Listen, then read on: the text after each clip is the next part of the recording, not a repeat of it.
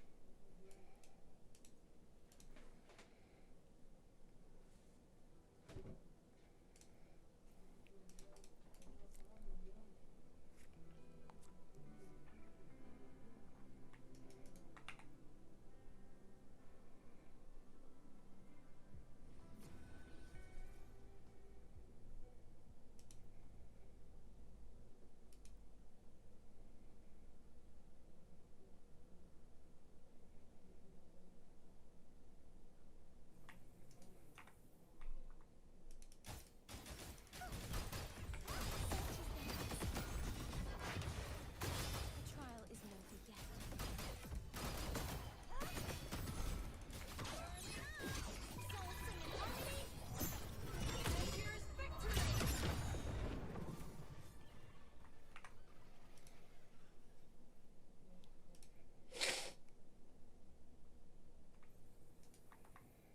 Come on, little one.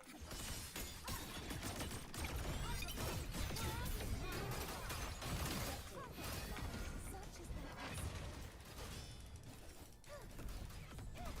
you once repent. For silence beckons.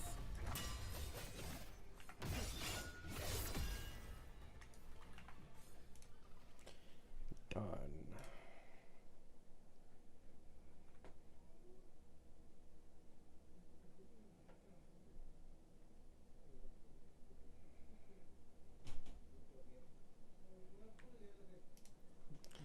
Alright, I think... Wait, what?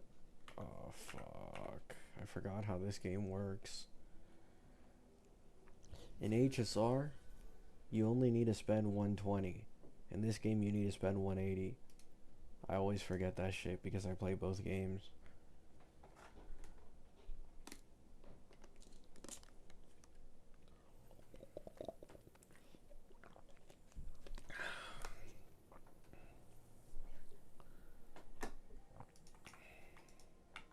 Such is the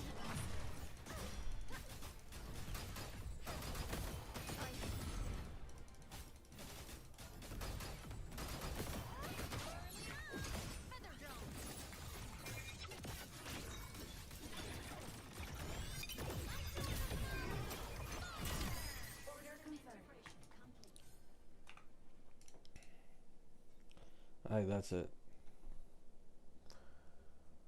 Just watched your old Evernight polls vid. Was it good? Reverse psychology? No, I'm being dead ass with that title, dude. I have not slept. I did a quick stream. Okay. This is how I kind of work, unfortunately. Unless I'm like ungodly levels of tired, I can't fall asleep easily. So I always try to get as tired as possible. So that's what I'm doing right now. I'm like forcing myself to stream for a little longer, even though I'm tired, so that I can fall asleep faster when I get off stream, if that makes sense.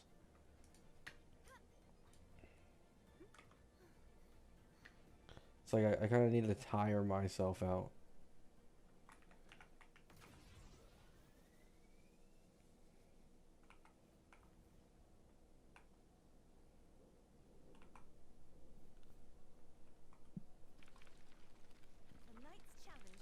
They need to do a Gion Nova Flare.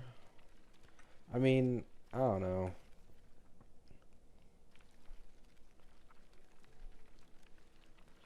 Maybe they would do that. Maybe they just expect you to wheelchair Gion with Yuno. See ya.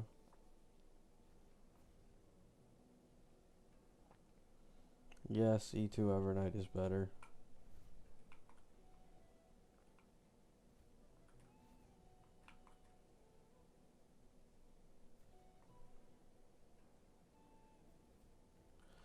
Is it worth pulling Silverwolf if I have Yao Guang E1? If she won't run with Yao Guang? How likely is it that they'll be played together? 99% chance.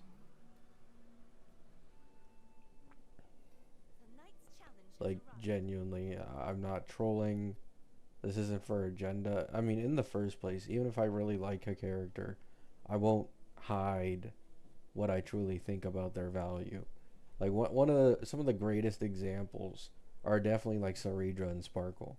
Saridra and Sparkle are two of my favorite characters from HSR, and they're the two I've probably got on the hardest meta-wise. And the same applies here. Like, there is a nigh 0% chance that she isn't best in slot for Silverwolf.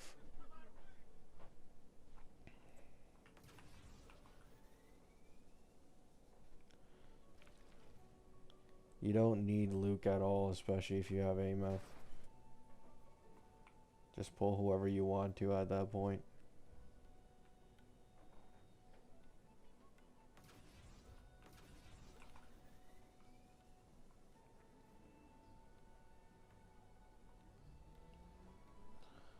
No, they're not going to sell two different teams with full best in slots. It's just going to be Yao Guang. And if there's any team that gets two best in slots, it would be Evanesia's and not Silverwolf. What you guys need to understand is the reason why I'm so confident about all this is because if you look at Yao Guang's kit, what makes her so good for Silverwolf is Silverwolf's definitive best in slot is definitely going to be Sparksy. Okay? This is like the one that's kind of undebatable for the most part. And if you're using Sparksy in a team, then Yao Guang's value fucking skyrockets if your goal is specifically punchline generation. So that is why I'm like so confident about this entire thing.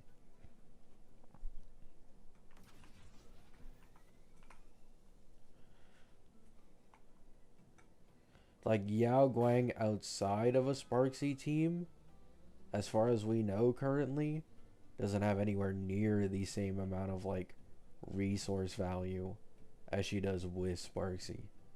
So we gotta see what like Evanesia's elation skill does and EMC's as well to see if like Yao Guang can still have the same value she does alongside Sparksy.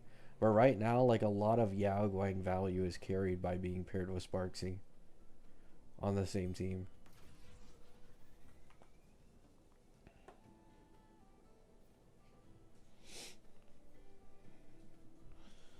Who do you think will be the best team between Evanesia and Silverwolf?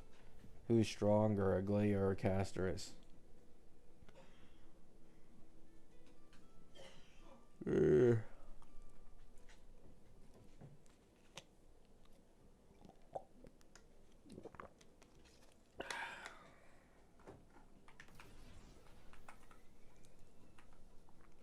Is your Ameth S3? Yeah. This little hooligan is S3.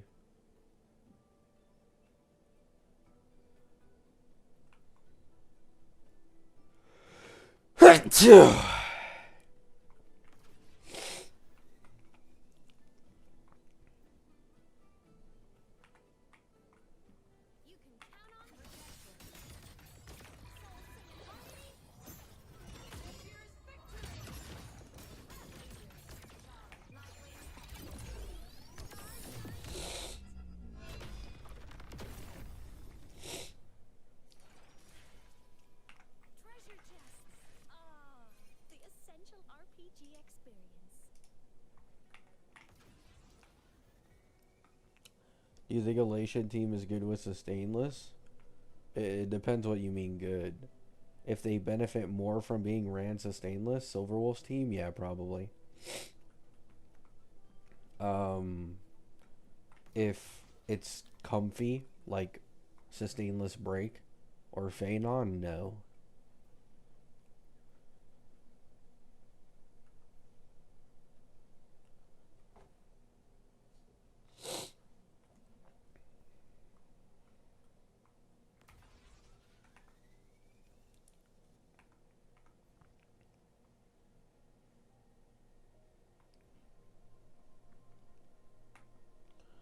Do you think we'll get a Siren in 4.1?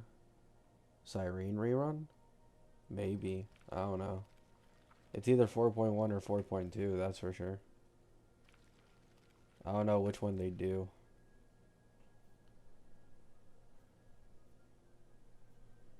You can count on me.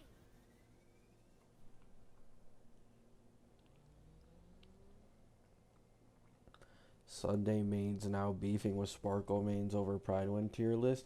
I mean, what is there to even like beef about? Like, Sparkle's obviously better now. That doesn't mean Sunday's bad though. But Sparkle is better. Plus, Sparkle is given free. So you can't do like the entire cost argument thing. There's no point in even trying to have a discussion about it. This entire situation will probably like Uno reverse at some point, and then Sunday we'll get the Nova Flare, and then Sunday mains will be parading. It's like a constant back and forth that doesn't really matter. And anyways, it's like for quite a few hyper carries in the game, now that dual action advancer is actually viable, like just run both. You know what I'm saying? Like for Asheville, I'd say Asheville is probably the best upcoming DPS to do this with. Like, just run Asheville with both Sunday and Sparkle, because he actually benefits quite well from it.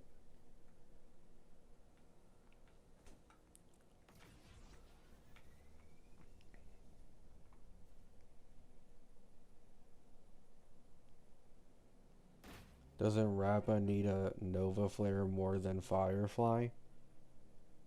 It's not only about what characters need a Nova Flare more. Popularity plays a part as well. So, a lot of you might not be aware of this. Anon has already made a leak about this, where he explained literally why it is that Hoyo was giving Firefly a Nova Flare before the other break DPSs. And the reason why is that Hoyo actually keeps track of how active certain characters' active players are, right? So the conclusion they came to is that the amount of active Firefly mains was like 100x of that of Rappa and Boot Hill combined. So while yes, it is true, there are some other DPSs who should obviously get Nova flared before some of the weaker 2.x and 1.x ones, there's nothing you can do about it. Because they know if they Nova flare Firefly, the mains will be much more willing to go into her Eidolons, to go into her supports Eidolons, her supports Lycones, because they're much more popular with the player base. Why is Welt getting a Nova Flare? Because he's a standard character everybody can attain. Like, they're just doing this to kind of get it out of the way. If they make a standard character actually semi-decent, people will actually care about standard characters for the first time in like 2 years. Like, people haven't been talking about Himiko value even in Super Break teams for a good ass time at this point, in all honesty. Because the standard characters are that fucking dated.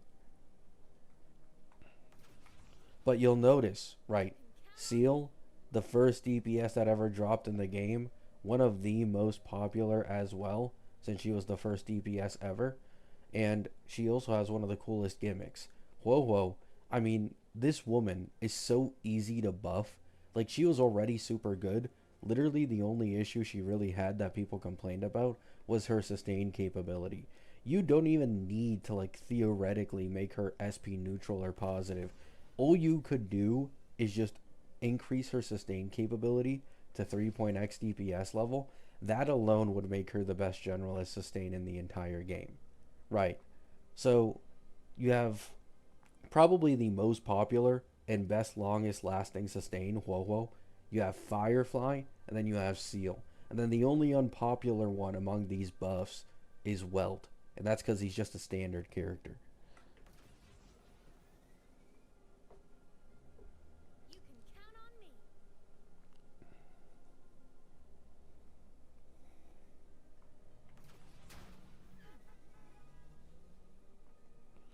In my opinion, Acheron is probably going to be the next character who gets a Nova Flare. Like she's in the next Nova Flare batches.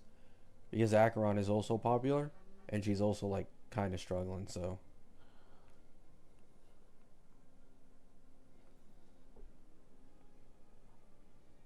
I don't know.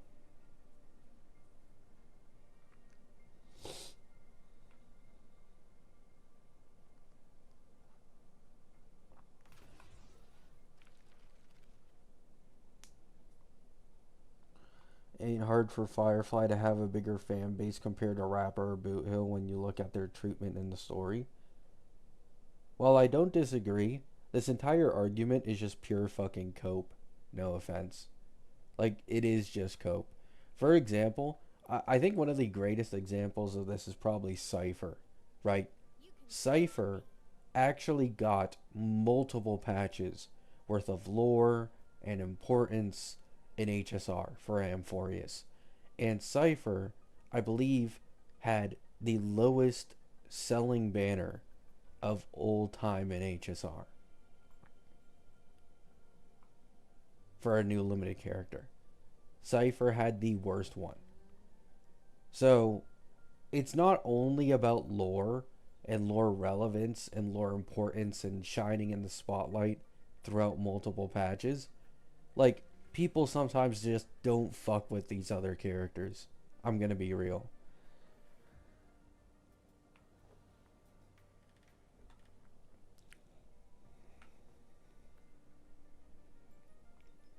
Character strength comes first. I mean, Rappa was stronger than Firefly. Like, where does this argument even come from, though? Like, Rappa was stronger than Firefly. At least once she got Fugue. Pre-Fugue, no. But after Fugue released, like, Rappa was the breadwinner of that.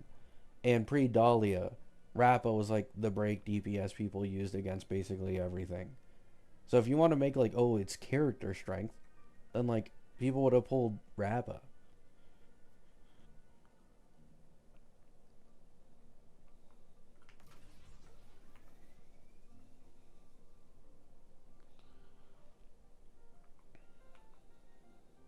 Yeah. It's like people just didn't fuck with these characters as much. And to be honest, Rappa's patch was like kind of mid. I'm not gonna lie. Rappa's patch, holy fuck. I'm getting like flashbacks of how annoying that entire patch was personally to me. But yeah. You can count on me.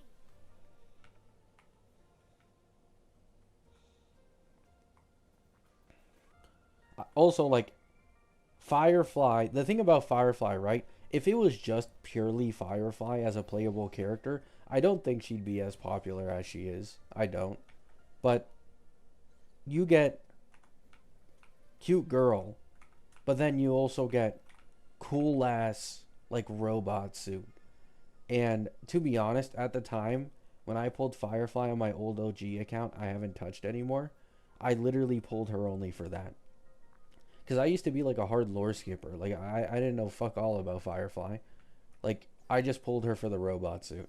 So, Firefly has that going for her. She is actually quite unique among, like, HSR gameplay and designs. Because, like, 99% of HSR gameplay, even if there's, like, new cool shit that a character does, like, it's the same human character, right? Like, it's rare in HSR when you get a character who doesn't look human in gameplay. So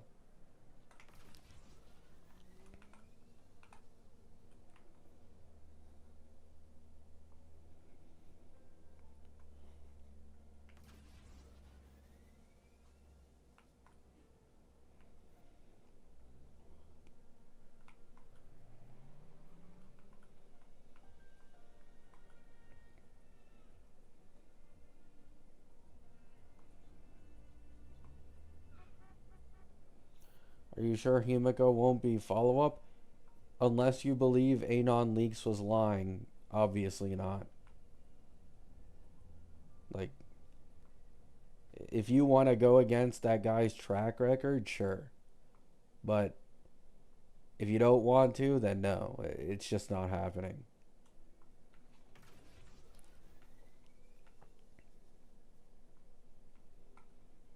You can count on me.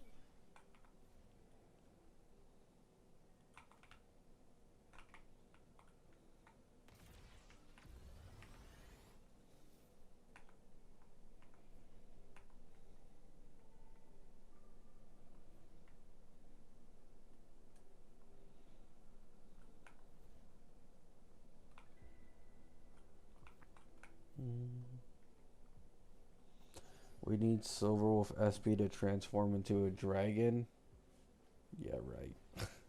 I actually think, by the way, that probably was a big contributor towards Cassie sales that I feel like a lot of people don't take into account when it comes to Cassie was the dragon.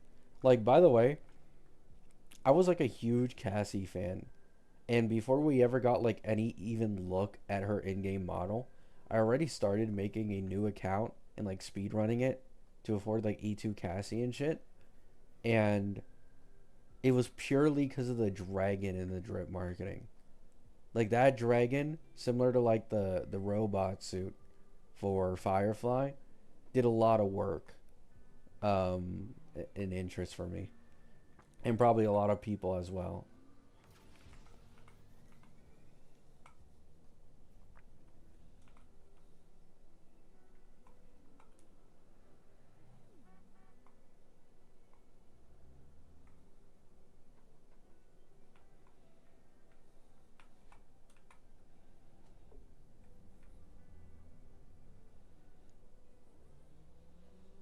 Saber, I don't know. The only reason I'm so confident in a Sunday Nova Flare is because of how bad Saber is. Like, Saber is genuinely trash, dude. It's bad.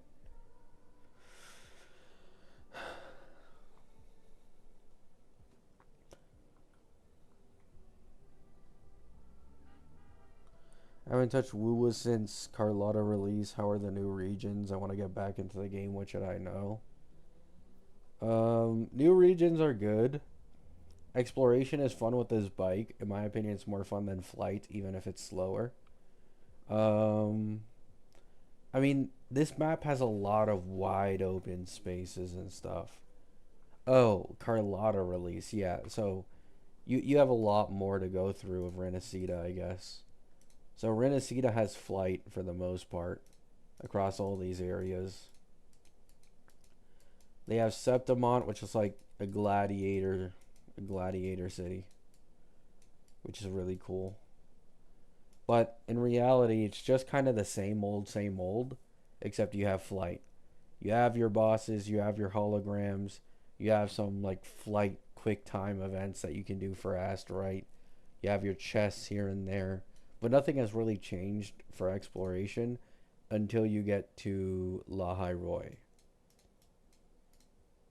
which is like around here.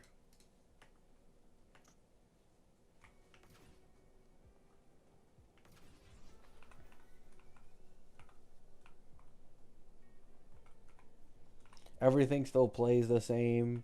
You farm weapon mats for your characters. You obviously have to farm like Forte, weekly boss mats, stuff like that. But they've added a lot of QOL, which is nice. They're taking some questionable decisions with some character designs and kit designs, but hey, the game is still pretty easy to play without putting in too much investment as compared to some other games I play. So overall, it feels like a great game.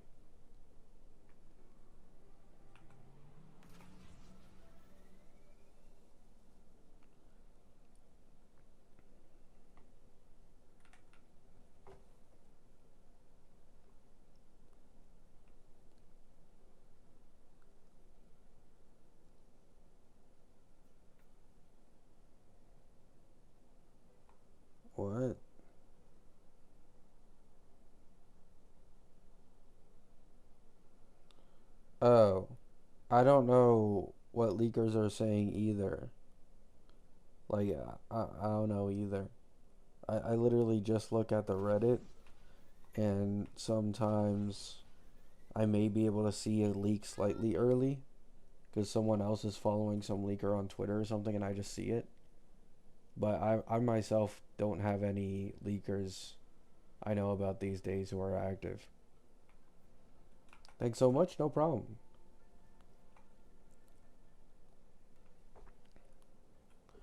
Do we think Silverwolf will have a territory?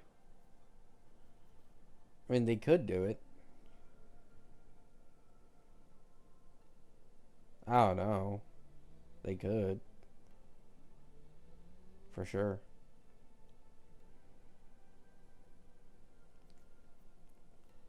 6-7. Hello, Solus. 6-7.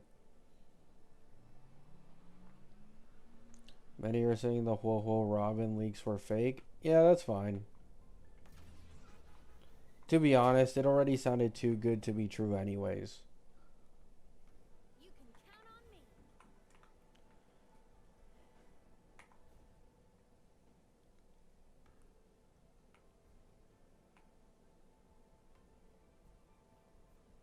I do think they'll eventually add them to the shop, but it's like the reason it's fishy is the shop has had a long time and it's been very slow with additions, right? Like it'd be one thing if you said, "Oh, we're going to get put a limited 5-star selector again on the anniversary." And that genuinely would have been more believable than saying, "Oh, there's going to be 2 additions to the Golden Shop and it's going to be Robin Huohuo." But because they said Golden Shop, it was instantly more fishy because Hoyo is slow when it comes to that shop, man. They are really slow.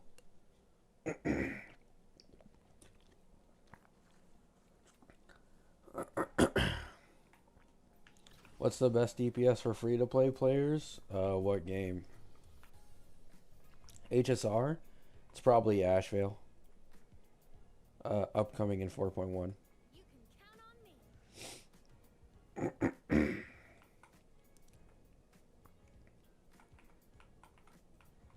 HSR? Yeah, just wait for Asheville then. Asheville in 4.1. I mean, things could change because he's still in beta, so there's that. But as of current, it would definitely be Asheville.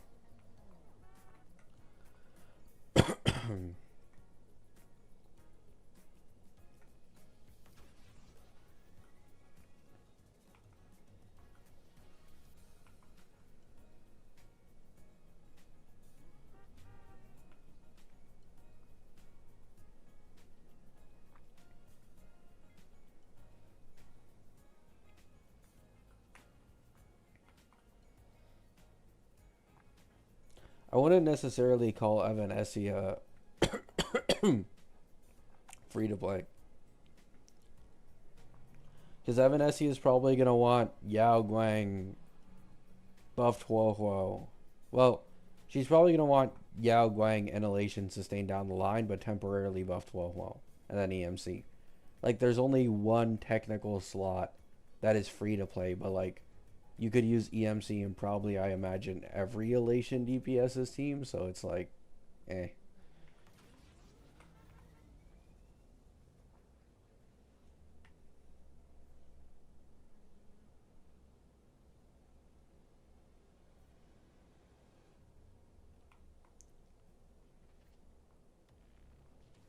No, it is way better to get Asheville, in my opinion, starting right now.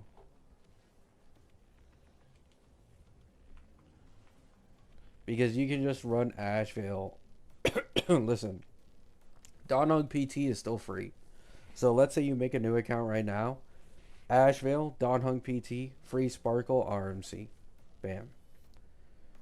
And you can wait until probably like a Tribby rerun or a Robin or whatever. Like you pick them up if you want to get the best in slot team. Like that's better than probably picking up Dot.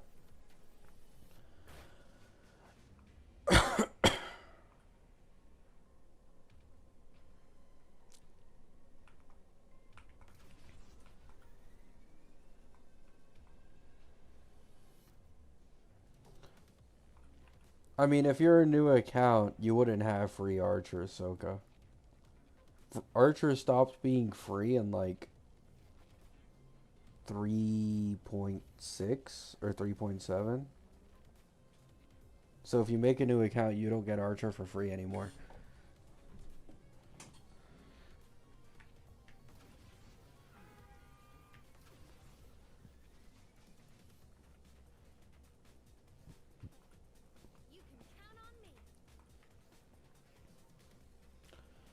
Do you think it's worth it to get 3 DPSs since I want to do as much as possible in HSR? I mean, yeah. You kind of need to do that if you want to clear everything, including anomaly arbitration. If you don't care about anomaly arbitration, you only need 2 DPS teams. But if you care about that, then yes. You need 3 DPS teams.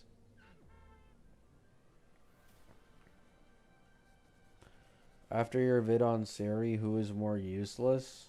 I mean, obviously Jiaoqiu and Luocha. Just because they've been so heavily power crept.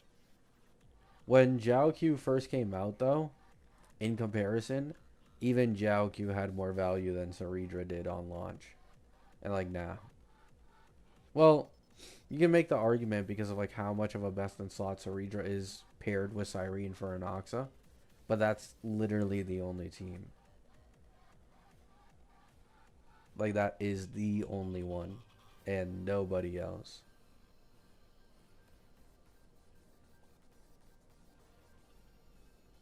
I'm so tired, man. Same, Solus.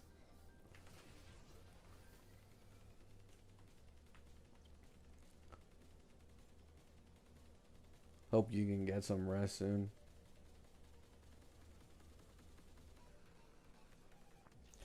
Elemental coverage is like completely useless in HSR except for APOC.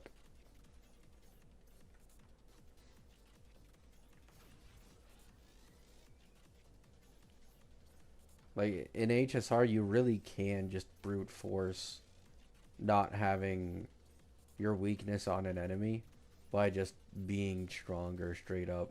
It's not like Wuwa where like in Wuwa, going against enemies that are the res of your character, like, it's fucking an astronomical drop-off. Like, my S3 Ameth becomes a stronger DPS against arrow enemies than my S6 cart. It's like, are we serious? But in HSR, it's very easy to just brute force.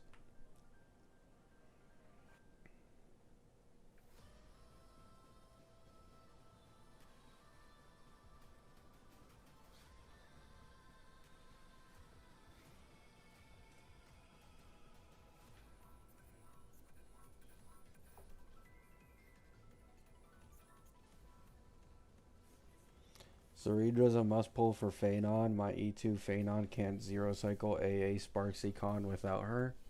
Holy zero cycle brain rot, man. Also, my argument isn't that she isn't best in slot for Phanon. My argument that I brought up in my last video is that soon she could get kicked out of being best in slot for Phanon. That's kind of the thing. Because before, when I used to bring the possibility of general support power creeping Ceridra because her jump isn't big enough, people were like, oh, but there's no examples, right?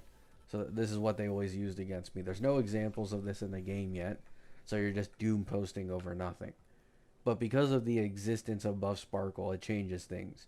Because if you theoretically make like 2 buff sparkles, you're now in a situation where like sustain teams at least, they're probably competitive with Cyrene Ceridra.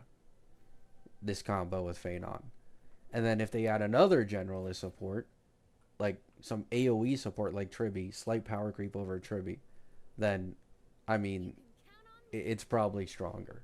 Despite the fact that Ceridra gives double meteors because of generalist support power creep.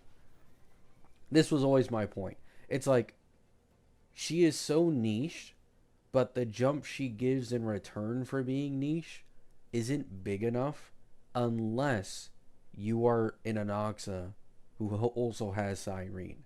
This is the only case where adding Ceridra is like way more than a 20% damage jump. It's like 40 or 50%. Right. But because it's so little in Phanon teams, it's like you are getting a temporary best in slot, and this character is really only good for like 2 or 3 DPSs, who is going to definitely get power crept like a year down the line. And then you could have instead gotten generalist supports who fit every DPS, have way more value, and achieve damn near the same performance. Now, people can feel free to disagree with my take. I mean, that's fine. But that is just how I see things. Opportunity cost-wise, I would literally never pull Saridra at all. It wouldn't be anything. Meta-wise, by the way, meta-wise. Like, of course, if you just like the character, then yeah, pull her, right? Like, she has value. To be honest, that's enough if you just like a character. I did the same thing on my main account. Like, I went hard as fuck on Saridra value being mid, and even then, I still pulled Saridra because she's one of my favorite characters in the game. So...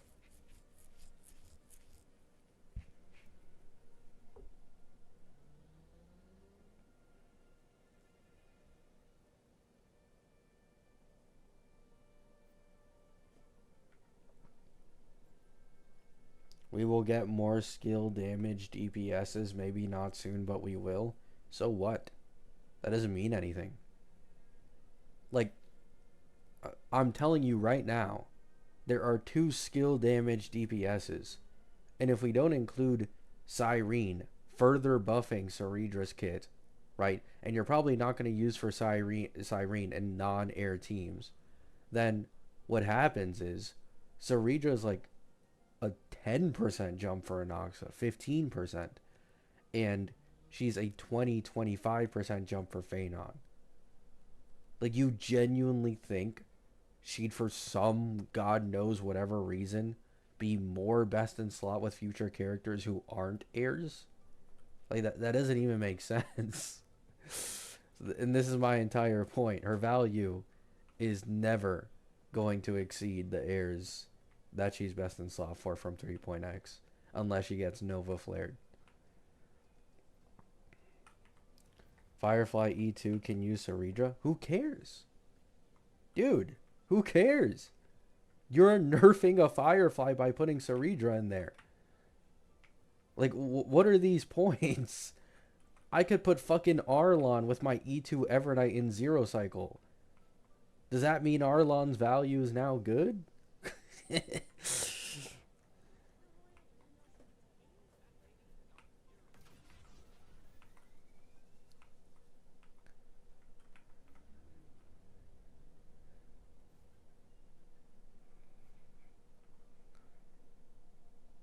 Yes.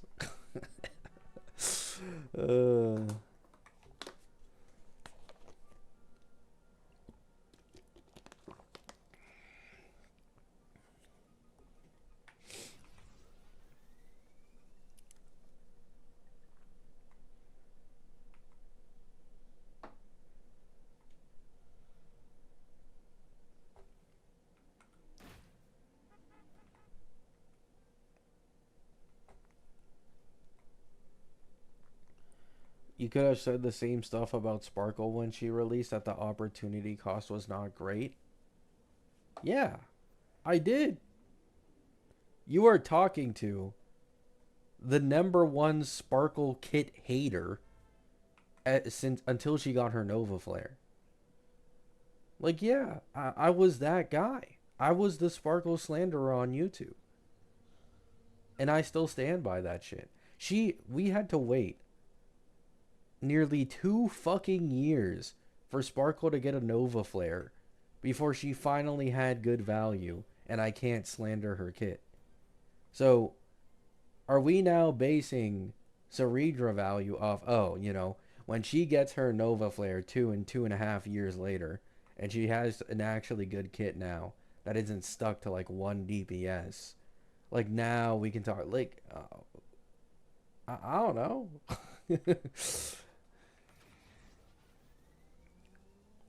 Yeah, she's also free.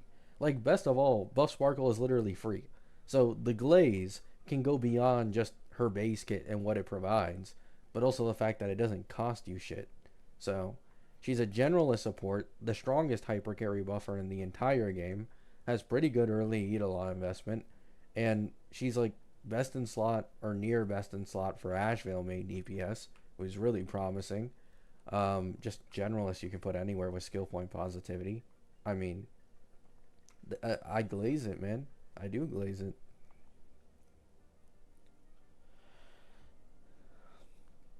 I understand that, Sodic. That's for sure a thing. And it's like, here's the thing. When I make these videos, I can never, like, fully be right ever. Like, it's literally impossible. Because depending on a person's account situation, certain characters have more value in certain situations. There's nothing I can do to predict that, right? However, the reason why I feel more open and confident with being like, oh, you know, you have Sparkle, you have a Sunday, you have a Tribby, you're good, is because we are going into a new age, in my opinion, where the majority of new teams do not use the old generalist supports, right? Like, you have Sparksy, Elation, you have Evanesia, Elation main DPS, you have Silverwolf SP, Elation main DPS. I mean, you had Evernight, right? Evernight wants the HP scalers. You have, what's it called? You have, like, the break team, Dahlia. Dahlia's only for break. You wouldn't really use the generalist here. So, like, we're going down a route now where Hoyo is making a lot of more niche teams and niche supports for said teams, as compared to letting you run generalists on every new DPS. So with this being the case, it's like, if you grab, let's say, Firefly, Nova Flare plus Dahlia, and then one of the new Elation teams with Yao Guang, then you only really need one other team, and you can use your Sparkle Sunday on that one, right? So that's kind of how I think about this entire thing. It's like, generalist supports don't have as much value as they used to, because Hoyo is definitely leaning towards a more, you know, niche archetype selling type of way of, you know, making teams. You can count on me.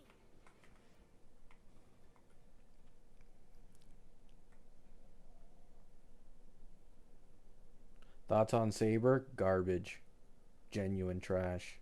The worst 3.x DPS. Taking notes from Wuwa? Yeah, unironically.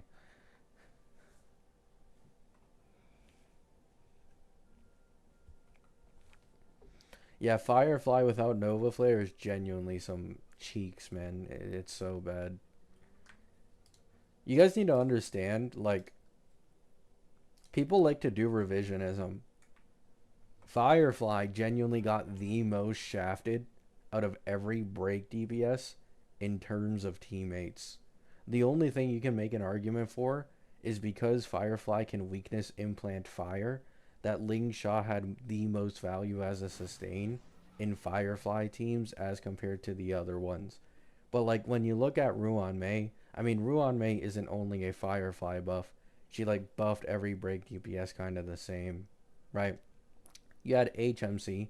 Once again, this guy's just a general harmony buffer with super break on him. So it's not specific to Firefly. And then you had Fugue. Keep in mind, okay, back then, I was making like leaks content and shit back then. I thought for sure Fugue would be like highly best in slot for like Firefly over any like Rappa or Boot Hill. But no joke, like throughout this entire beta, I got blue balled just to find out Fugue buffed Firefly the least. Okay? Fugue buffed Firefly the least. So, despite how much hate she gets, and people are like, oh, she got a full shield team, literally her only real, you know, even here, you really got to put in quotations, dedicated support is Dahlia. And even then, Dahlia is just like HMC. She's just like Ruan Mei, where she's a generalist support who buffs the entire archetype. But Dahlia does have a slight bit more synergy in her kit with fire characters, which is why best in slot with Firefly, right? So, yeah.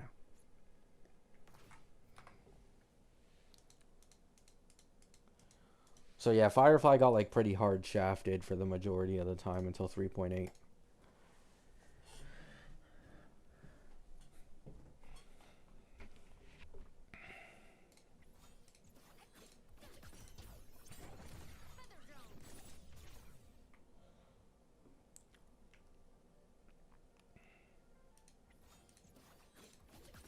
Yeah, a lot of people get this wrong when it comes to like, and I see this so much with Firefly, especially. People think that lowest cost clear equals strongest DPS. Now, sometimes this can be true, however, very often is it not, right? Because there are some teams, especially like Mono Rem, where it's an exponential increase. At the beginning, it's decently slow, right? Because to be honest, it'd be better to run Evernight Hyper Carry at lower costs. But the more you invest in the team, the exponentially stronger it gets as compared to the rest of the competition. And yeah, that's just how it goes.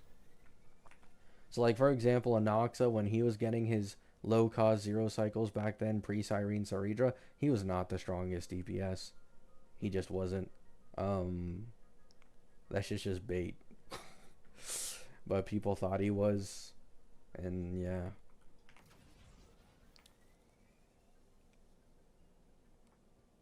Oh yeah, same thing with Archer too. Archer was also incredibly overhyped because of low cost clears, and he low key started needing a disgusting amount of cost uh, pre buff Sparkle, and if he wasn't getting shield. Also, you got to keep in mind, like, you know, strengths and weaknesses. A lot of these low cost zero cycling teams are usually these like new hunt DPSs, and it's like they mainly shine in MOC, but then they're way weaker in Pure Fiction and APOC. But like Mono Rem doesn't have this issue. Mono Rem is just complete dominance no matter what the end game is.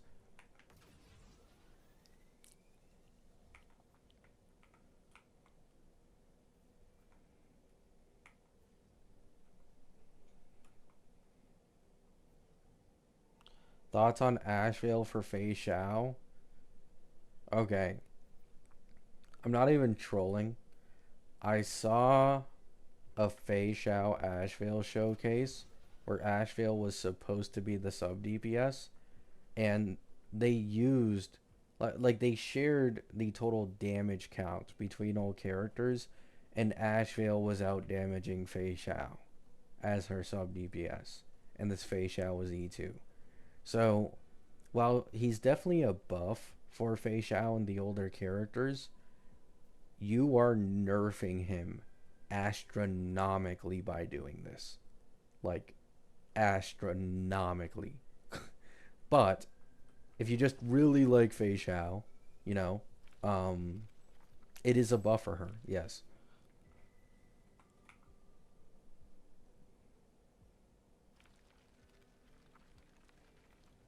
He did more damage? Yeah, he did more damage.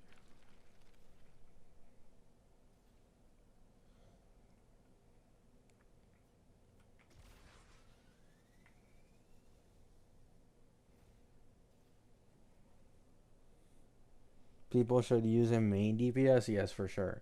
I saw like, okay, so for in comparison, that entire team did about like 22 million damage, right?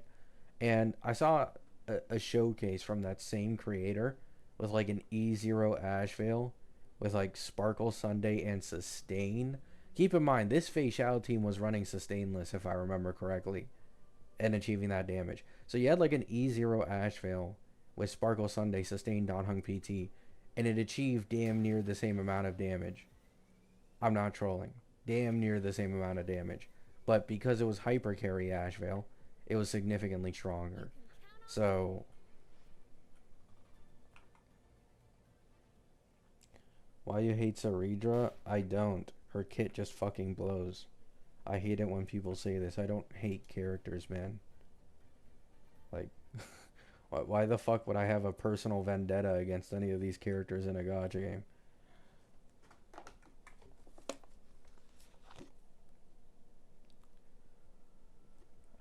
Wait, they did another one, Solus? Will Asheville out DPS my E2 Fei Xiao? Yes, unironically. I don't know if you said that as like a troll post, unfortunately, but like, yeah. E0 Asheville is definitely stronger than E2 Fei Xiao.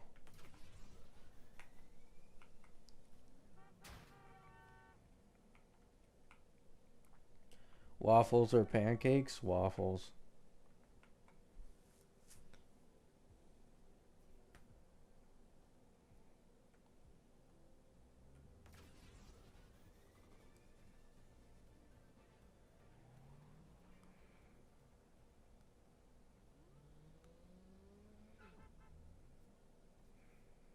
You hate pancakes? I've kind of grown out of them.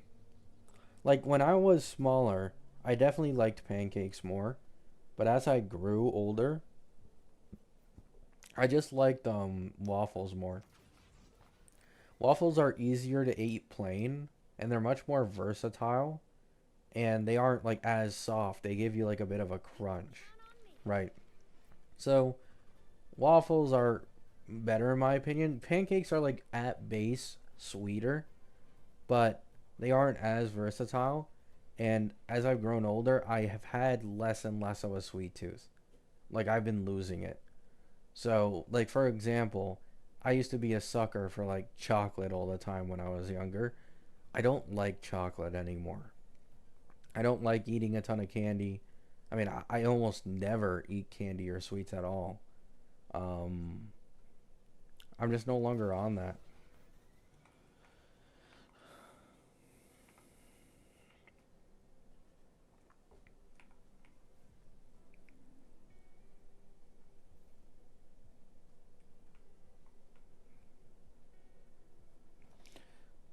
What if Asheville's supposed to be Fei Xiao's Nova Flare sub DPS?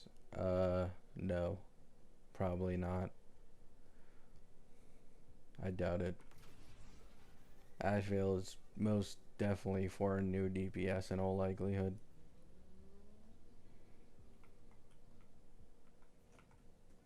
I mean, maybe. That could be like a crack theory. But I think it's decently unlikely.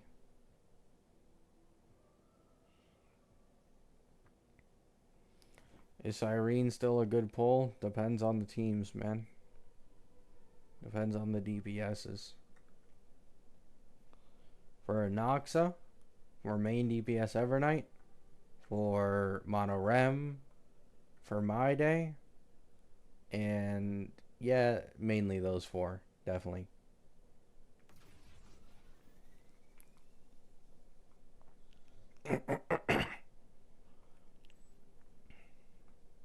Yeah, that's true. You can tell Asheville wasn't meant for Fei Xiao because of how low his charge stacking is. Now, we will see soon in the V3 if they maybe buff the charge stacking. And they give him like 2 on skill and 3 on ult instead of 1 on skill and 2 on ult. But otherwise, if they keep his like slow stacking, it's pretty clear he's just meant to be like really an amp sub DPSer to get rid of ads while the main DPS focuses the boss. That's probably what it is. You don't need Cyrene for Phanon? No, not really. Even though Cyrene Ceredra is like the strongest combo, it's not by all that much, in all honesty. You can just run like a Sunday Sparkle combo, and it works pretty well.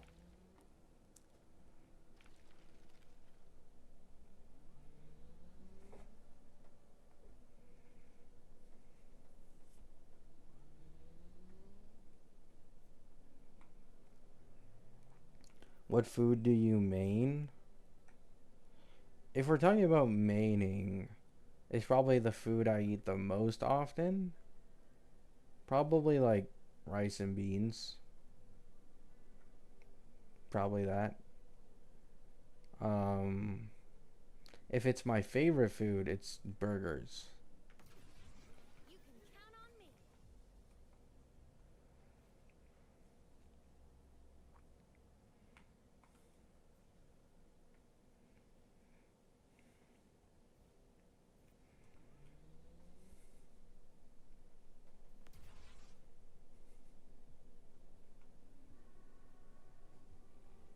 I don't know. I have no clue when the beta test is gonna start. Everything is random now that we don't have reliable leakers.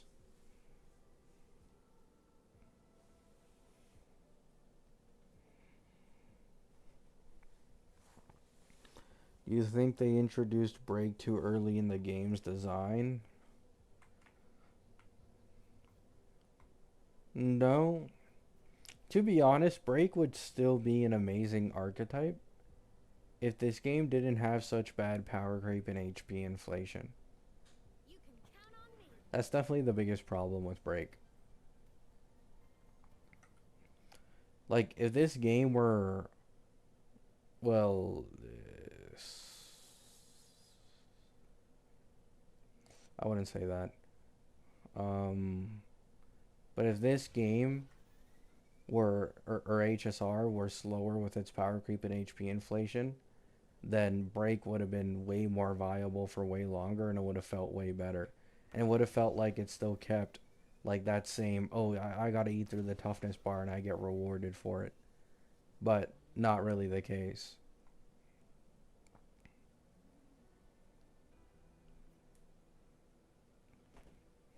The problem with break that I think Hoyo presented themselves, and what probably led to this disgusting level of power creep, is if you ran HMC with literally anybody, you could clear. And very easily at that. So it became a problem where, like, the baseline for a limited DPS has to be stronger than like any random DPS that HMC can buff, which was actually pretty significant at the time, believe it or not. So they they cut themselves into a corner with how fucking busted Super Break was, and how much of a power creep it was, and how free to play friendly it was. And then they tried to make busted ass limited DPSs really quickly to compensate for it. So you got shit like Acheron, you got fucking Firefly, you then got Fei Xiao. That was probably the most notable one for like low cost MOC, zero cycles.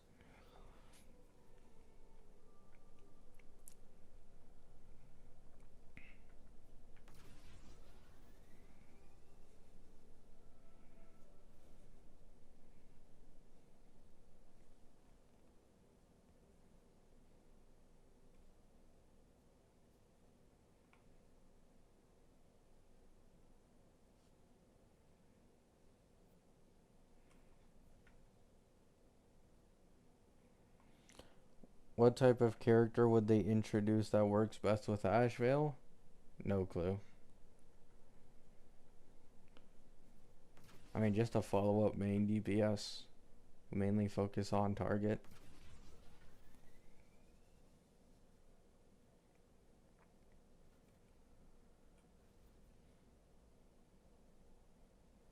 I can't think of anything else. It's too far away. Asheville himself is still in beta. This is like levels upon levels upon levels of trying to have foresight.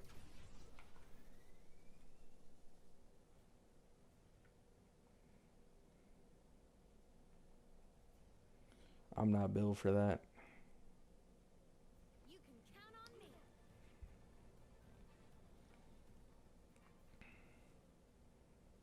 Do you think we'll get a nihility sustain? No. I already have a video on this if you want to watch it, but no. Buffed Woho will likely be the dot sustain. I don't think they'll ever get a dedicated sustain, at least not anytime soon.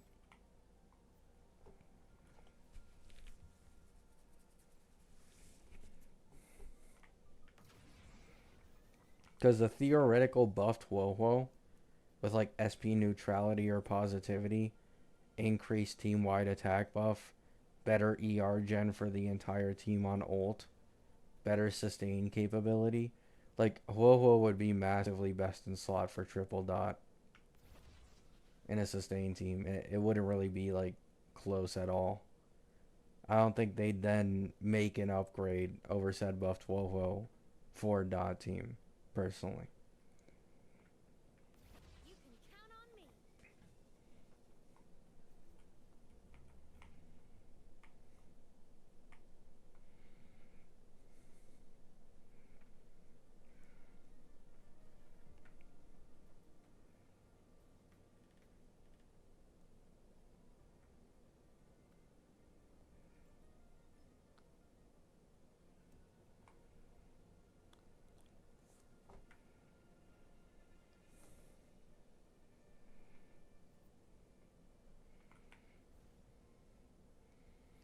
Should I invest in Archer or Dot if I own Kafka, Black Swan, E1 Tribby, and Sparkle?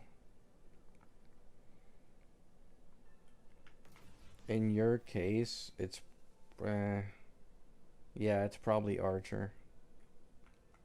Archer's like a one cost pickup, doesn't need Lycone, E1's low value now anyways character, but performs really well with buff Sparkle and as well as a Tribby. So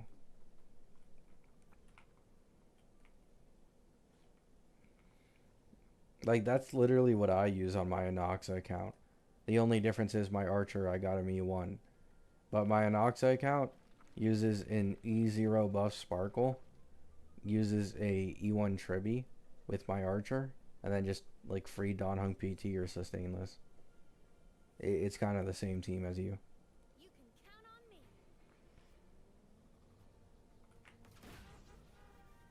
Although, if you want a team you plan to invest more into in the future, then it would be Dot. Because like you could grab Kafka E1, you could grab Black Swan E1, you could grab Heisland's E1, and those three investments alone would probably make the Dot team like more than twice as strong. Or near it.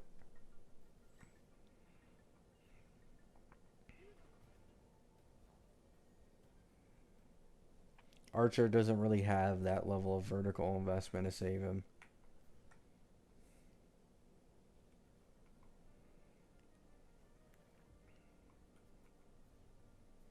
I mean, it being bad doesn't mean it's useless.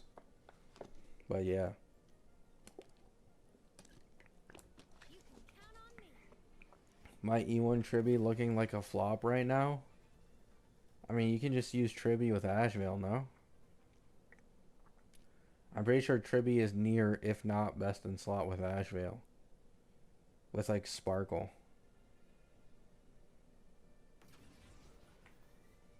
So if you don't want to get Archer, if you don't want to get Dot, I'd probably get Asheville actually.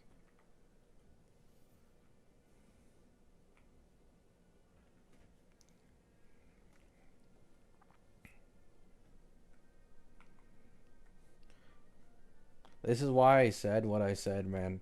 Like, people under my Ceredra video were genuinely trying to tell me that Ceredra has more value than Tribby. Like, get fucking over it, man. This is why I love Generalist supports. Sure, they'll always get fucking slammed in teams that are targeted towards a niche. But if the DPS isn't targeted towards a niche like Asheville, look at that. Bam. Tribby's right there. Oh.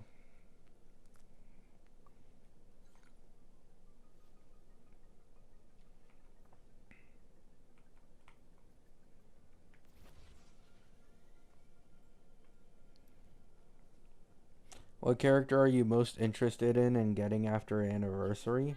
After anniversary? Can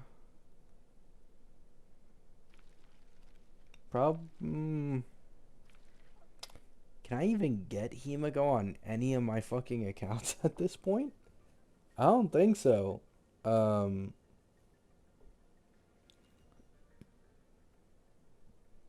It would probably be Hemiko, but like I can't even get Hemiko.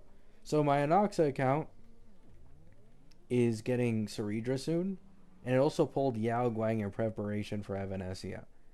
So I have Evanesia there. I have Silverwolf on one account, my main account, and then I have What? I need to pull Dahlia Fugue for my Firefly on my Firefly account. So, I guess of all my accounts, the one most open to getting Himiko would probably be my Firefly one. If I'm lucky enough with like Dahlia Fugue pulls. Because I'd have a dot team, I'd have a Firefly team, and I'd have an Archer team from the free buff Sparkle. So I can tackle AA, I can clear all endgame content. Like, none of that is an issue at that point in time. Something like that. It would probably be Himiko, though, for sure. I don't think there's anybody else currently among the drip characters that I care about as much as, like, Himiko SB. Because Himiko SB has been being hyped for so fucking long at this point. Like, I've wanted Himiko to do something, man. Now, I will say, I'd be more hyped if Welt was in the spotlight, but, like, you know, that's more unrealistic. But now that Himiko's finally getting something, it does make me excited.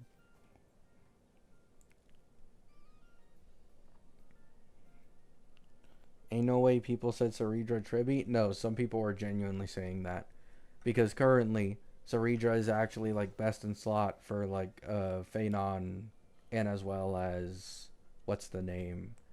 Phanon and Anoxa. And, like, definitive best in slot for Anoxa alongside Cyrene. So they're like, yeah, you know, way more valuable than Tribby. It's like, no. Don't say that shit, man. Never slander the GOAT.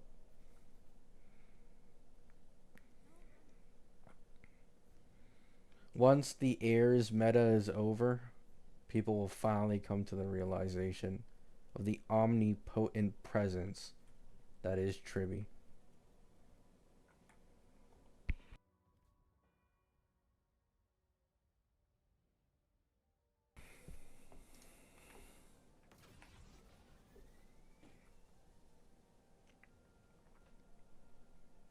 Well, it's getting a Nova Flare at least. I mean, that's true. I still don't know what the fuck they'll do with him, though.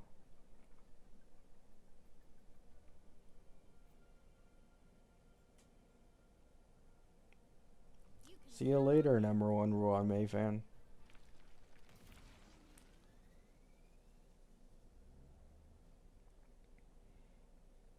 Look at E1 Robin these days. Tribute will be like that too.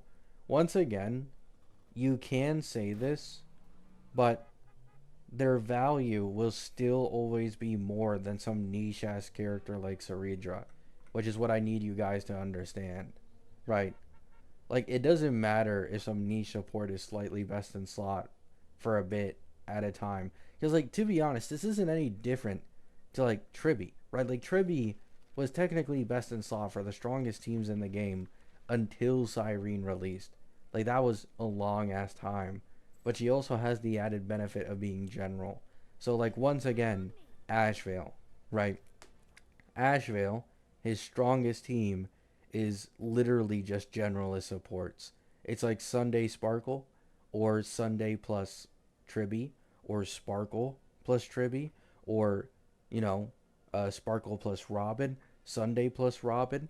Like, the guy has a fuck ton of team comps that fully consist of generalist supports. But because he's the newest DPS on the block, even these older DPSs with their niche supports, like Anoxa with Saridra and Phanon with Saridra, like, they're both weaker than Asheville. You know what I'm saying? Like, they are both weaker than Asheville when Asheville's using generalist supports. But if you were to get a Saridra, she wouldn't be able to be like a Tribby, to be like a Sunday, to be like a Sparkle, because she's so fucking niche. Like, it's disgusting how niche she specifically is.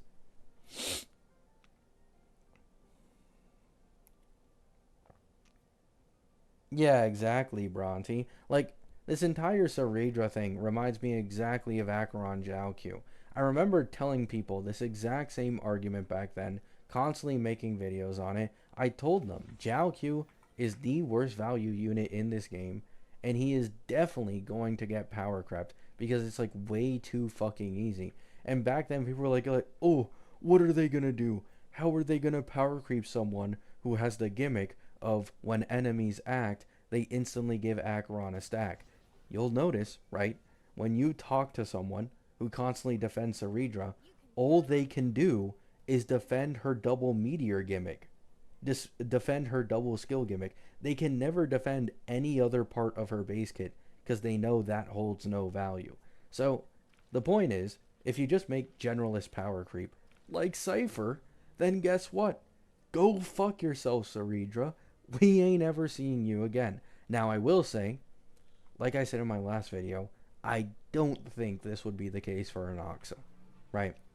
Anoxa's best in slot team with Cyrene wants Saridra way too much. So I don't think this would happen for Anoxa. But for Phanon and for like my day, yes, definitely in my opinion.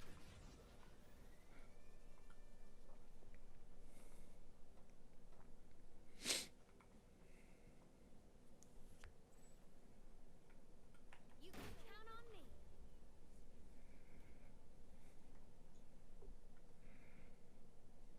me. My day in the big 26. Stop slandering my day, Solus. He goes crazy, man. He's still meta. They still talk about my day triple God Slayer with Cyrene Saridra in the big 26. Trust.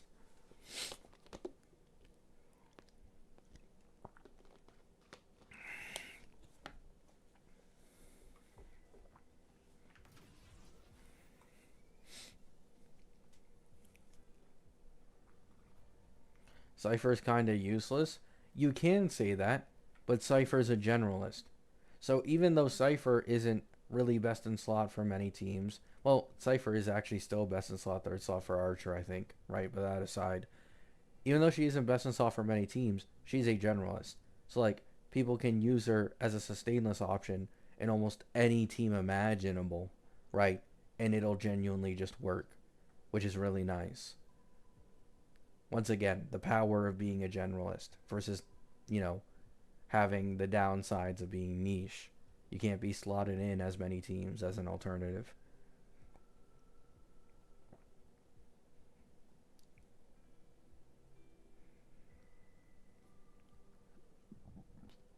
Jesus. If a support releases that is better than Saridra's double skill, then the game is cooked. I'm not saying that they are going to power creep Saridra's double skill. If you look at why, like, look at how much more Cypher is a best in slot for Acheron, and how Cypher is way better than Jiaoqiu.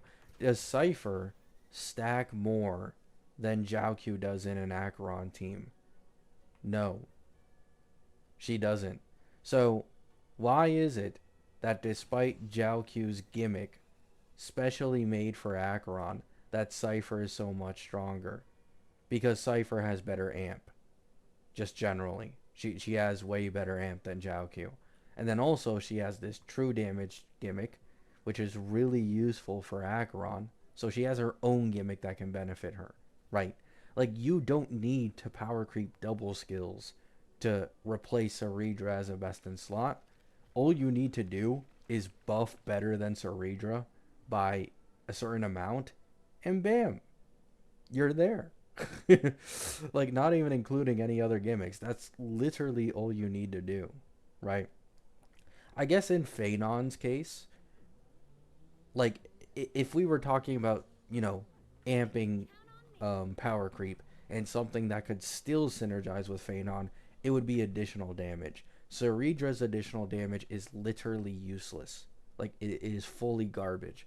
So if you gave someone with stronger buffs than Saridra, and you gave them significantly better additional damage, because obviously Phanon is solo in his territory and no one can, you know, have their own turns there, then that could definitely power creep Saridra for sure. An additional damage buffer.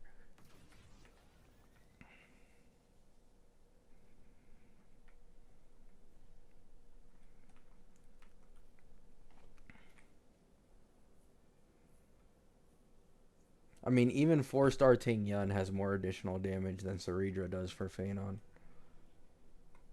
You can count on me.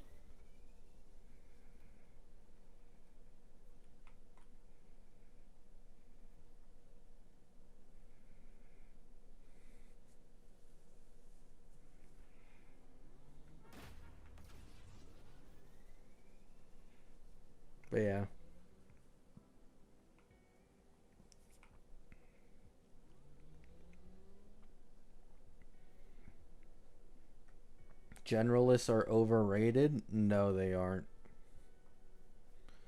Generalists will like forever have value. Like once again, Asheville's entire best in slot team and hyper carry is only generalist supports that people have talked about. Oh, they don't have best in slots anymore. They're bricked. They don't have as much value. And now they're best in slot for like the lowest cost endgame zero cycler in the entirety of the game. Put a Serra in an Asheville team and see how pretty it is.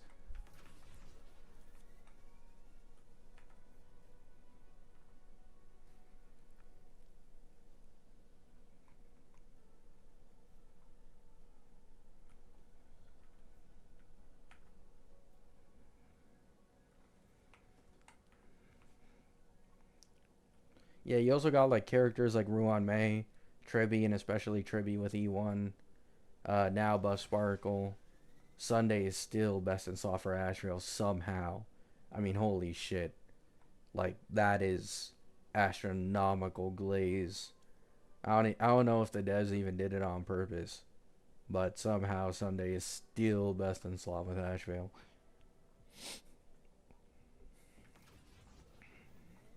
Is Ash that good?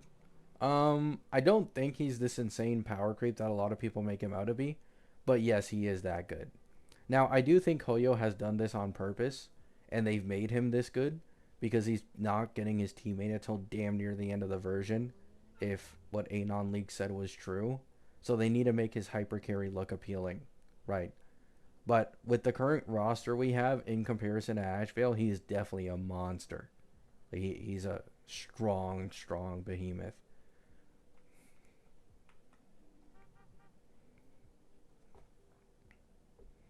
How is this vertical, by the way? It's too conflicting, Yumi. It's too conflicting. I don't even know anymore. Like, I see one calc, the E2's 10% better. I see another calc, it's like 16% better. I see another, it's like 30% better. I see another, the E0 to E2 jump is now all of a sudden like 80%. I see another, it's like 100%. I don't fucking know anymore, dude. Like, I'm just gonna wait until we get further into the versions and we get more solidified calcs.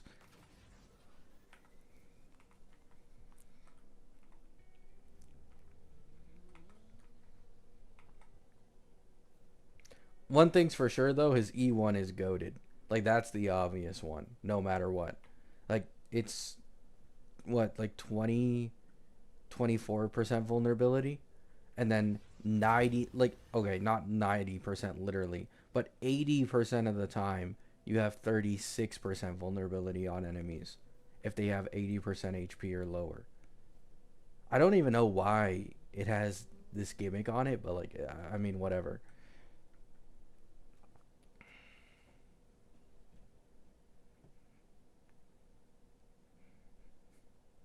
Would you recommend HSR to one of your friends who don't play it? No. I doubt most of my friends would want to get into a gacha.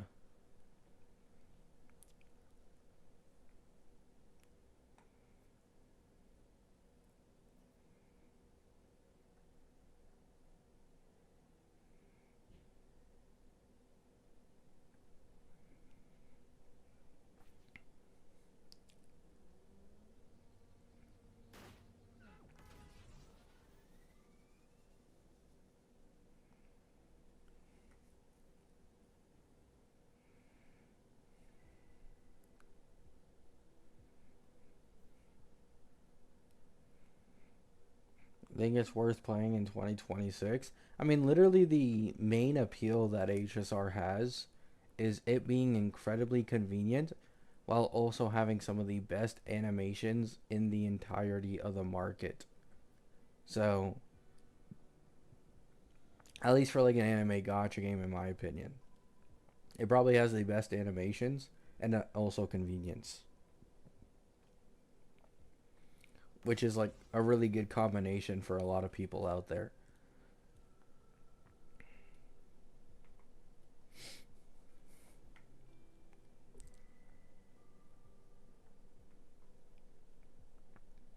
I don't think anyone can go wrong with E1 Asheville. Yeah, it's pretty good.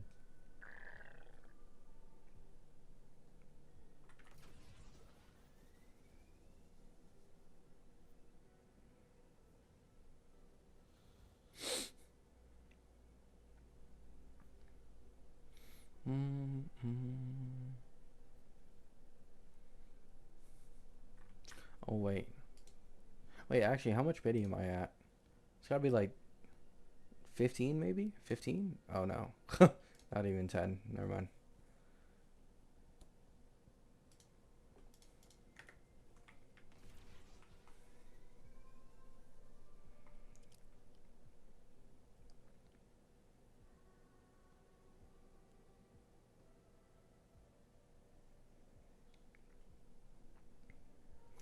Best animations looking at Asheville.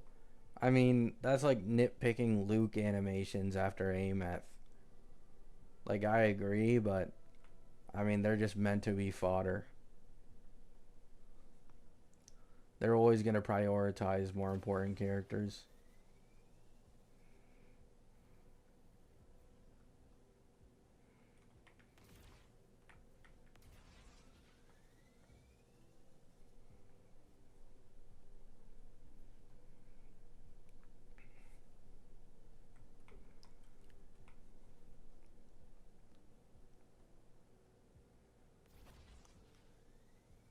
You can count on me.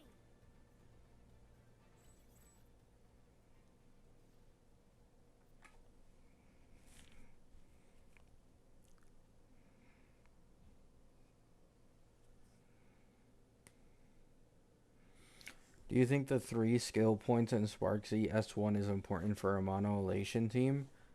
I talked about this. Someone asked this question, I think, literally today on the last stream. You can take it either one of two ways. Either one, no. Sparksy's LC is like decently large bait in terms of the skill point part, because as of current in a mono elation team, I don't see her always overcapping on skill points every turn she gets.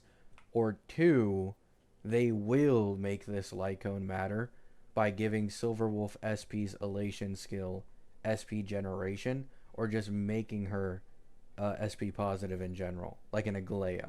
Right. Something like that. Depends on the route they go. As of current, though, with what we know, I don't think you'd be overcapping on skill points with Sparksy in a mono elation team. I don't think that'd be a thing. You can count on me. Because once again, this goes back to what I talked about. The more elation skills are added in the game, the more rewards that get added to said elation skills, the more Yao Guang matters for like SP positivity and feeding Sparksy. So, if I'm right, and every elation skill has a reward, and specifically Silverwolf's team will focus on like SP generation, then yeah, you'd probably want that Lycone.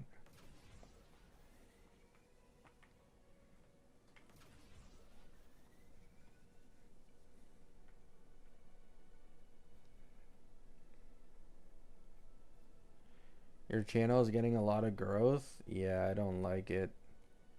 It's because I'm uploading consistently again.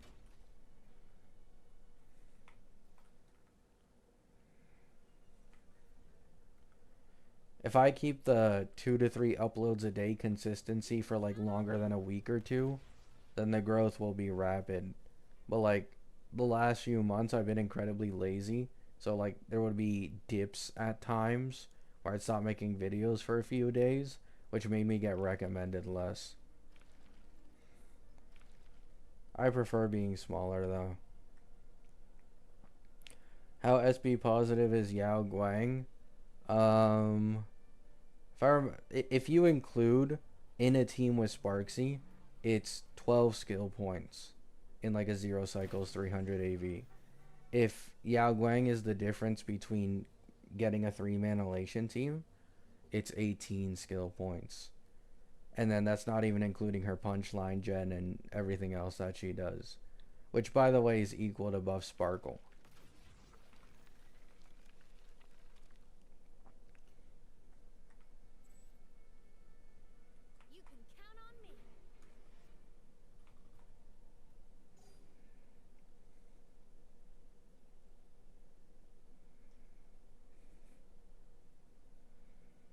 gatekeep Maru.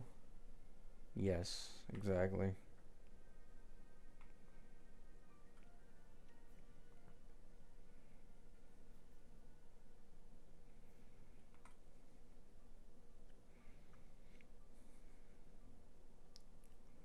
Why are you a squirrel? The urge to ban has never been stronger than it is now.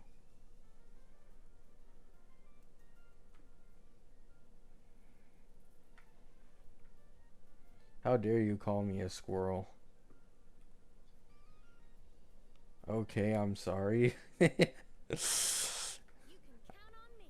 I am of the proud existence called the capybara, and you're calling me a fucking squirrel.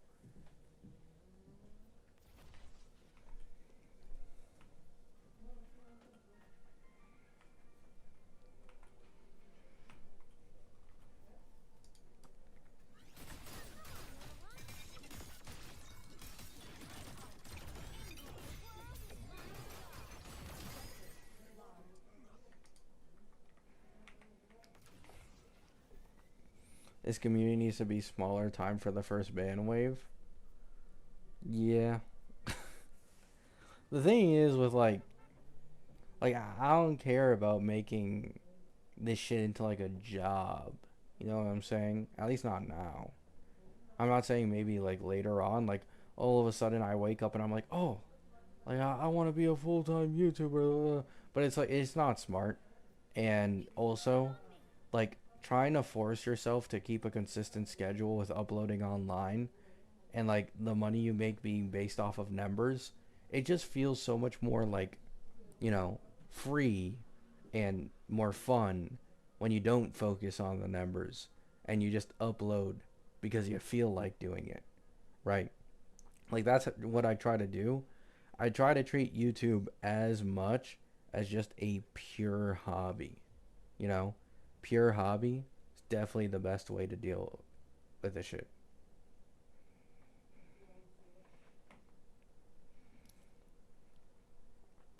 Don't tell me you are employed. I'm self-employed. I can kinda almost work whenever I want. And because I live with family, I barely have to pay anything. So I can, like, for example, work like 3 months of a year and I don't have to work the other 9, but I don't actually take that much of a break off it because, I mean, I want money. I spend money stupidly sometimes. So, but yeah, like a majority of my YouTube money just goes towards family. It doesn't go towards me at all. It's been like that for quite a long time at this point.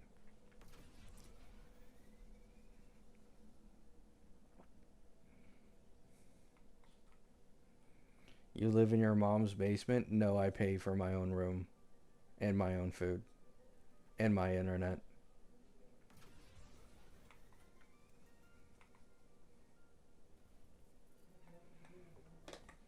But it's still way cheaper than getting someplace myself, so.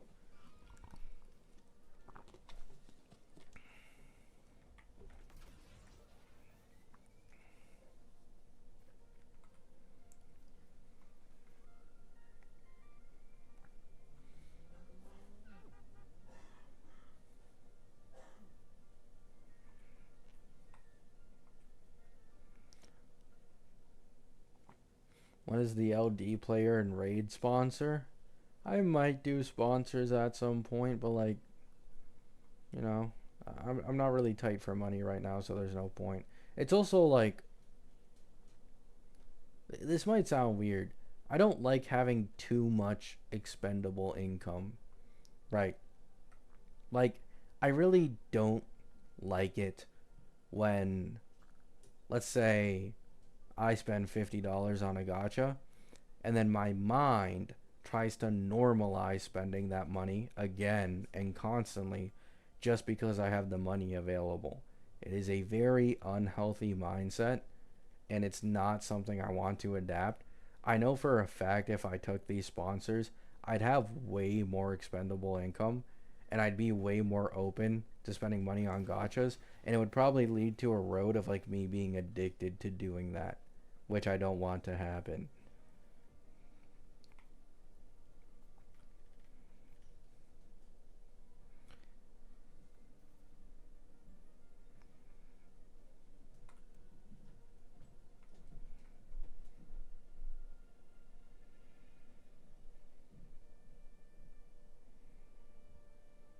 It's also like I don't really need the money anyways. Like if I think something is good, I'll just tell my channel or my viewers like, "Yo, dude, like I think this is pretty cool, right?" Oh, like I did it. Like for example, I'm not sponsored by LD Shop, never have been, but like yeah, I use their website. I've used it so many fucking times for HSR at this point. Could I get a sponsor if I wanted to? Definitely. But like it's like why would I accept it? Like people automatically discredit you the second you accept a sponsor.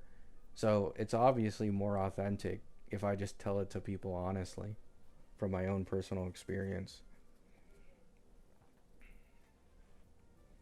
Not a VPN enjoyer. I only found out about the VPN method like legit a couple weeks ago. So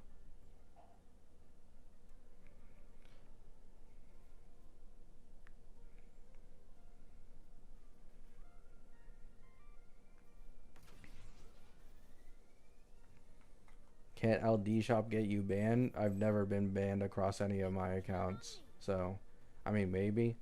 But, you know, I'll let you know if I get banned, man. If that happens, then yeah, I probably won't use it anymore. Most people use Japan on the VPN. Holy burp.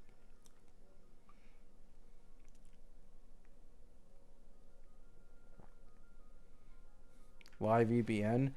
If you change your location to Japan, like they have regional pricing for most of these gacha games.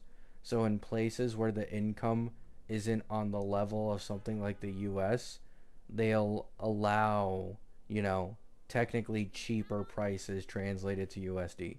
So when you move it to Japan, for example, or I'll use myself as an example, right? If I were to get $100 pack right now, let's see how much it is. It is about 100 USD. This probably translates to about 130 Canadian. So if I change it to a Japan VPN, it'll only be 100 Canadian. I've already checked it myself before. So I save 30% off. If you were on USD, then once again, just take off like 30%.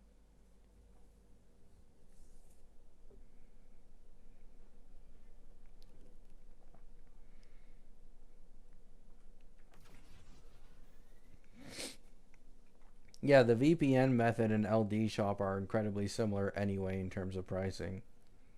But LD Shop just has the convenience of like you don't need to do this VPN shit yourself if you're clueless, I guess.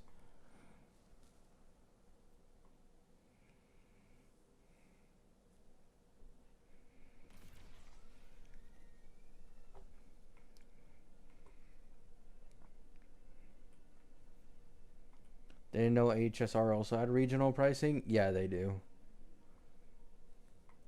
I went out of my way to check it myself as well a few days ago.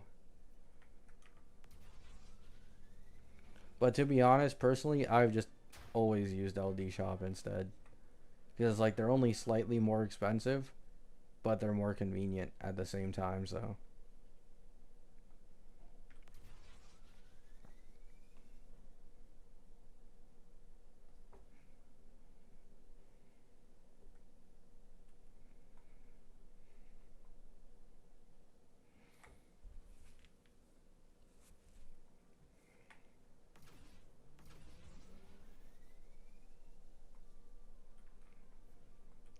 Yeah. So that's how you can get cheaper jades if you weren't aware of it. Not sponsored, don't worry. You know, do it at your own risk, I guess. Because, I mean, There's people who say they've gotten banned, but dead ass, I've never seen anyone get banned from that shit in my life. So maybe you're like one in a few million, and they just catch your ass and they make you an example of everybody. Who knows?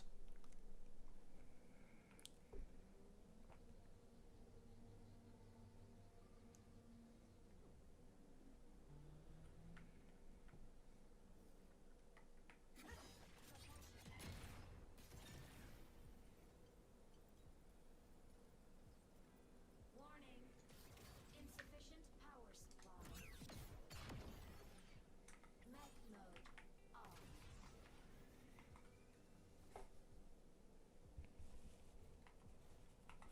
I've been using shit like Loop Bar for a year across multiple titles and no bans here. Yeah, same.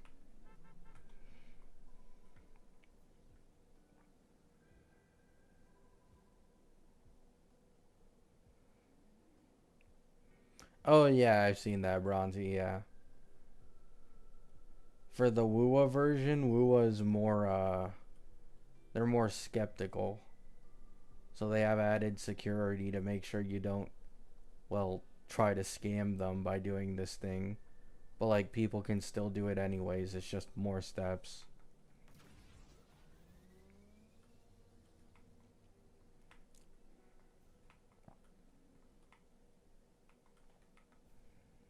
I joined out of spite.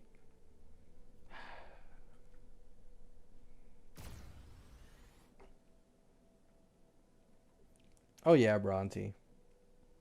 Also, like, I believe this is a thing on LD Shop where if you spend, like, if you stack up spending enough money, they'll sometimes just give you like a free monthly pass. I remember using my last one on Where Winds Meet. Like, I just got a free monthly pass or battle pass if I remember correctly.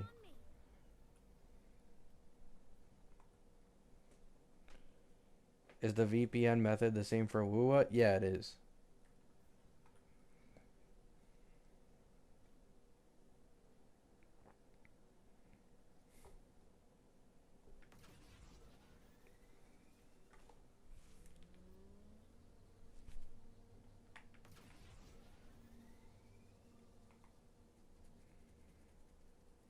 I mean, I think what really sets in stone of how unlikely it is for you to get banned from this shit is that, like, you have some pretty large HSR content creators, some of the largest in the space, getting sponsored by these guys. So obviously, if Hoyo had a real issue that they wanted to, take a stance on about it, like, these HSR creators would have already gotten their main HSR accounts banned. You know what I'm saying? For like advertising this thing that Hoyo supposedly hates so much. But that's basically never happened. And these HSR creators don't exactly try to hide their UIDs. So, a majority of them. So I think it's fine.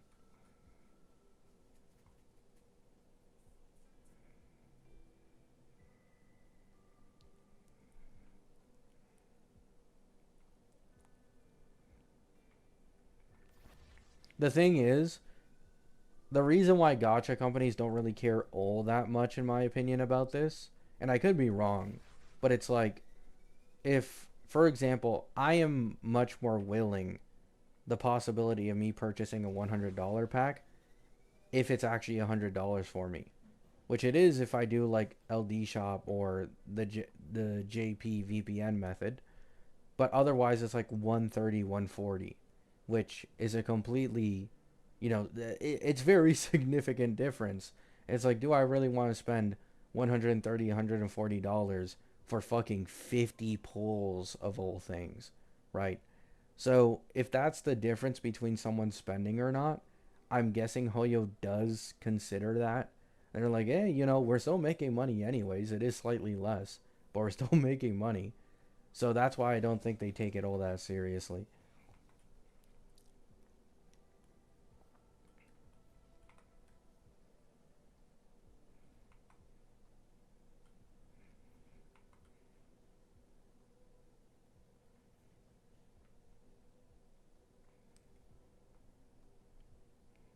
Yeah, gacha pricing really is a scam, and there's basically no other way to get it around it. Um, Especially considering the majority of these gachas have 50-50. They don't even have guaranteed, which just makes it all that much worse. Like, even if they had a guaranteed, it would still be like 150 USD, if not more, to guarantee a character. But they don't have guarantees on the limited banner. So if you lose that 50-50, well, you know, have fun, I guess.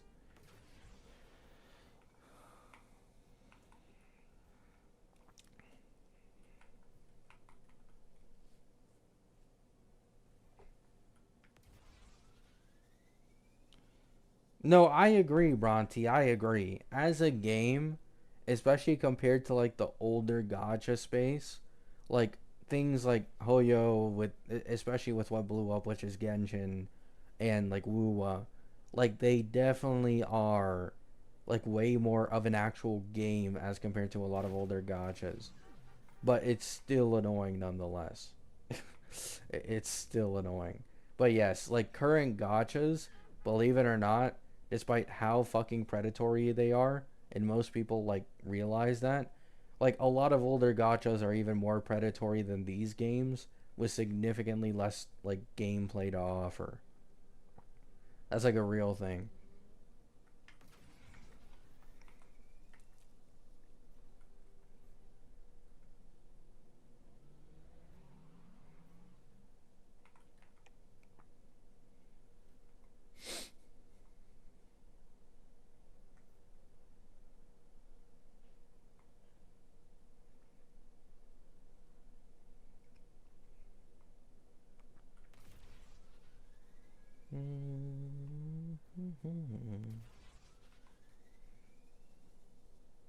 Still insane how big Genshin is even after 6 years.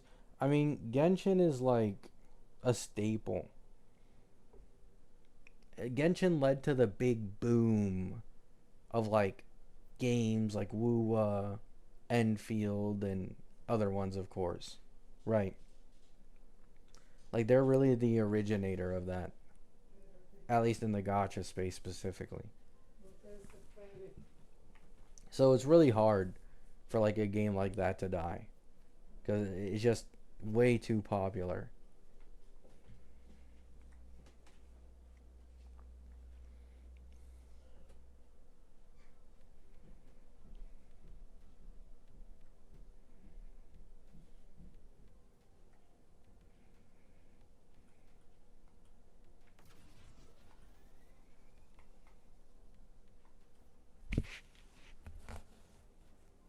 Yeah, they still do improve Genshin, even if it's slow as fuck over time. So like people do still stay nonetheless.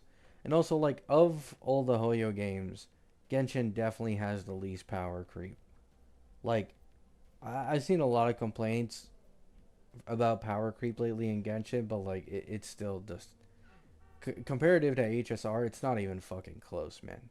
Like, it's genuinely not close. I'm sorry.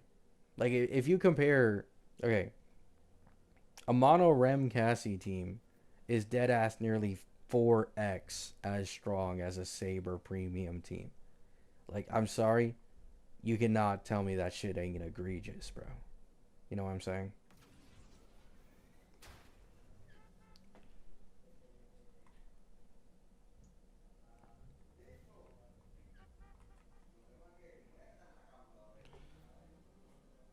We get Mavwika level DPSs every patch in HSR, yeah.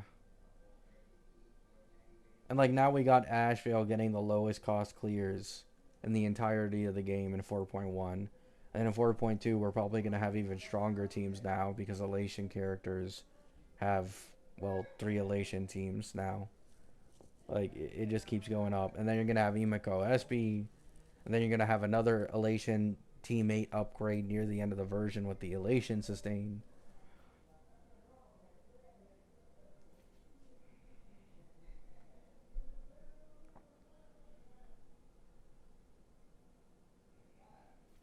Yeah, Caddis. at the time when I made that video, the only calcs to go off of basically had all his other Eidolon investment being complete dog shit except his S1. So it's like you basically only want his S1 really. Or sorry, his E1.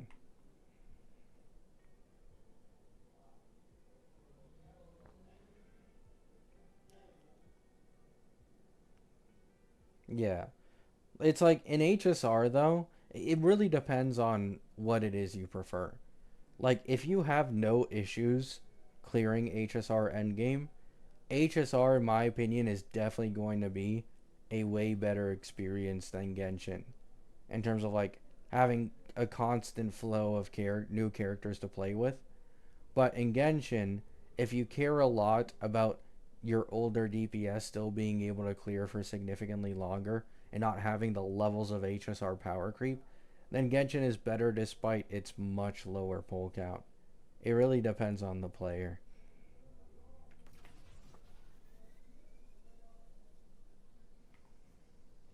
To be honest, the only way I'd ever even consider coming back to Genshin semi is if they finally added a skip button.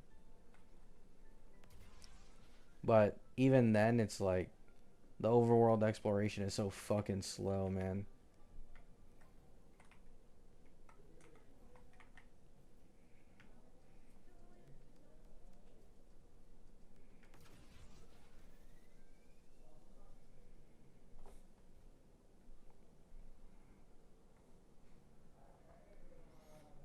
Couldn't be bothered with Genshin's exploration. I mean, without the exploration, you're kind of cooked with most of the pulls that you get in a patch, which is what kind of sucks. Also, what I find interesting is I originally thought, I don't know why I thought this, but I thought for sure they'd like EOS Genshin when they get done with like this entire world that they're currently on. What's it called? Like Teyvat, right? But apparently in a recent live stream, the devs kind of confirmed that like Teyvat is literally only fucking chapter 1 of the game. So it's like if you aren't planning to end this game, right? Why the fuck are you half a decade old and being this slow adding QOL to the game? And keep in mind, it's not like Genshin is dying. Like this game is still popular as shit. Like Genshin Impact is still stupidly popular, and now we got official confirmation that the anime is finally in like an animation sequence, right? Like they got almost everything down and they're just working on key animation. So the anime is probably going to come out in a couple of years. That shit's going to blow up the game. Like give the game more. Like what the fuck are they doing? Like genuinely Genshin as a game with its lore, with everything it's built up, its characters, like it has so much potential, but they just want to be lazy fucks about it.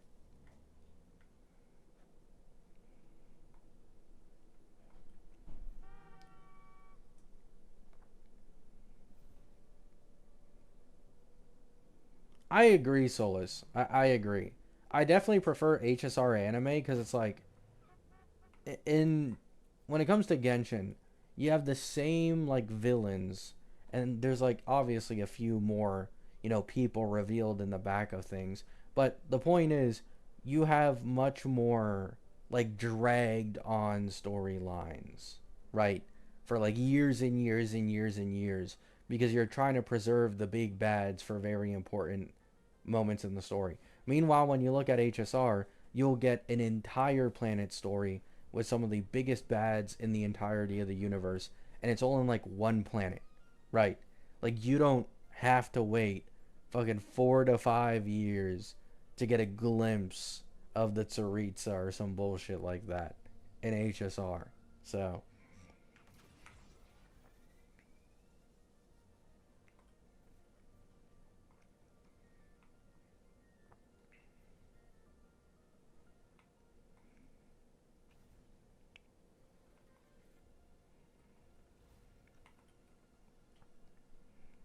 also, like, one of the biggest complaints people have about HSR in general is that, like, oh, the lore is really good, but the story presentation sucks. An anime would obviously fix this. So. Oh yeah, Amphorius anime would go the hardest. Definitely. I do not disagree. But it'd be a long time before they get to Amphorius.